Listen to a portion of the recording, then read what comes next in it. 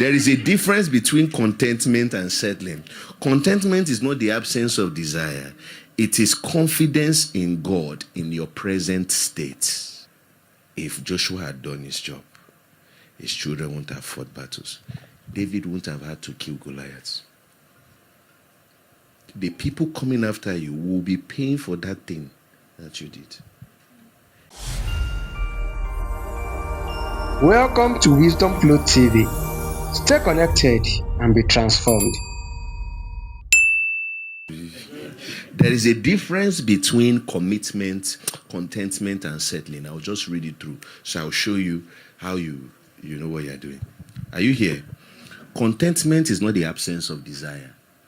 Say, I'm contented. It doesn't mean it's not the absence. I'm trying to put balance to what I'm saying. Because some people will now say, okay, with what he has said, it means the will of God for my life is that I should go and pick the person that his life has spoiled. Once he's good, he can't be God. Listen, God can give you your spec. Are you getting what I'm saying? Is it not God that picked Boaz for Ruth? Is Boaz broke? Hey, so that's why I said, don't listen with your mind, though. Listen with your spirit. Say, I have 3 guys that like me. Which one is the Olushi among all of you? That's the one that is God's will. And he will not vindicate. Oh boy, you are not hearing me. I'm telling you now. You go so. Yakubu. There is a difference between contentment and settling. Contentment is not the absence of desire. It is confidence in God in your present state. It is confidence in God in your present state. Philippians 4:11. Not that I speak in regard to need, for I have learned to, in whatever state I am, to be content. Hebrews 13 verse 5. It says, let your conduct be without covetousness. Be content with such things as you have. For he himself has said, I will not leave you nor forsake you. So he's saying my presence should be enough for you. Paul was content, yet he kept moving. He kept preaching.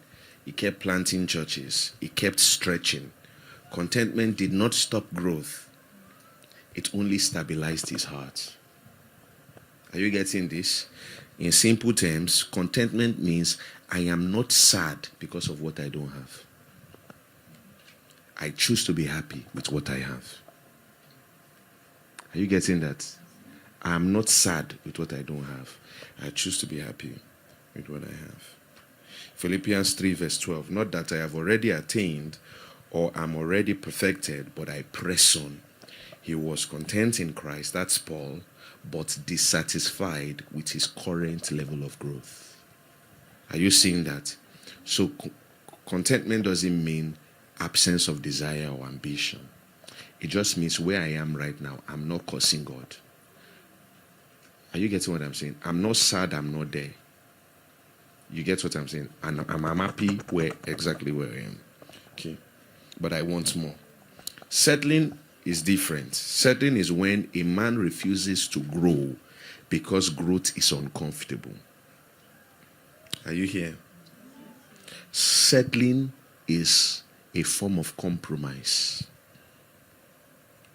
Israel settled. And I want to show a text. When you read your Testament, you see that Jesus is everything that every character in the Old Testament is, that is good and is better.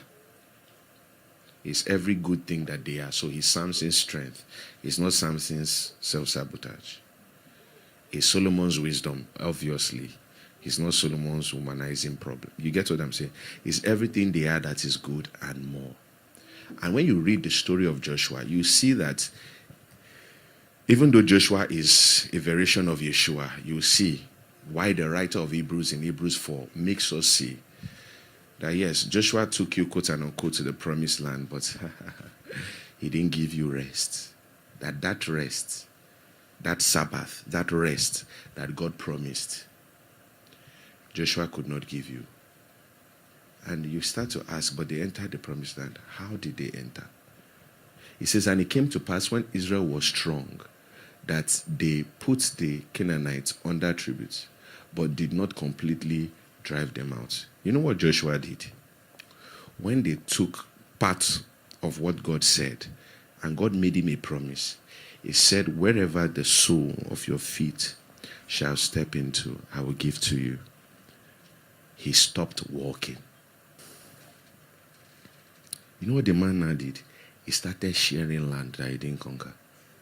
So that one is yours. They've not gone there.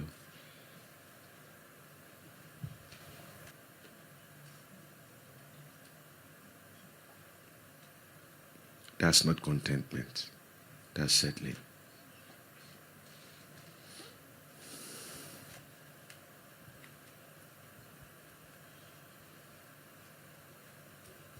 The people that gave Israel the most trouble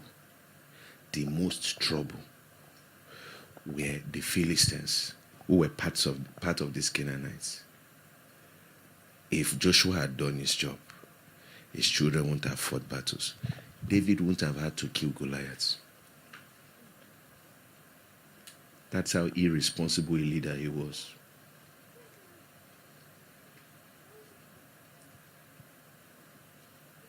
I'm showing you that your settling can affect your generation.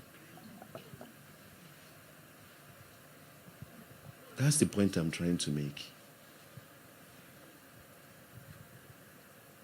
That don't think you will settle and walk away.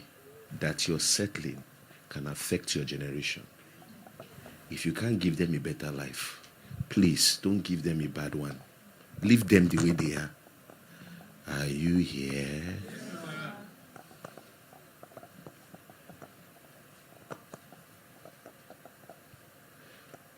Utterly kill these people. Destroy them.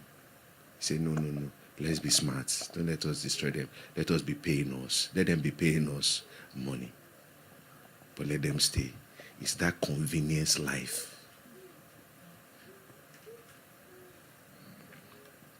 It's a life of compromise. And God was looking at him. He didn't say anything. Can you imagine that? God left him. He said, if this is what you want to do, fair. You saw it in the story of Noah now. That when he finished building the ark, God didn't say, great job, boy. You did a great job. That's a good ark. God left him. God, did I build a good ark? He kept quiet. When the floods come, you will know. In other words, it gives you an exam and leaves you to mark it. That God will come and say, you built well, when the floods come, if your ark is not leaking, you will know. When you see, boom, you know that you didn't follow the specification. Settling. Imagine you are building something like that ark, and God gave you a specific kind of wood to use. You say it's expensive. Come apart here. You know that you are finished. Because don't just see it as something supernatural.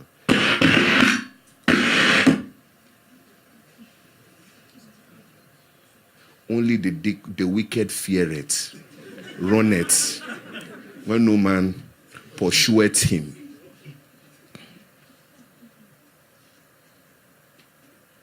So Joshua had enough strength for the assignment, but settled. And that settlement later became a snare.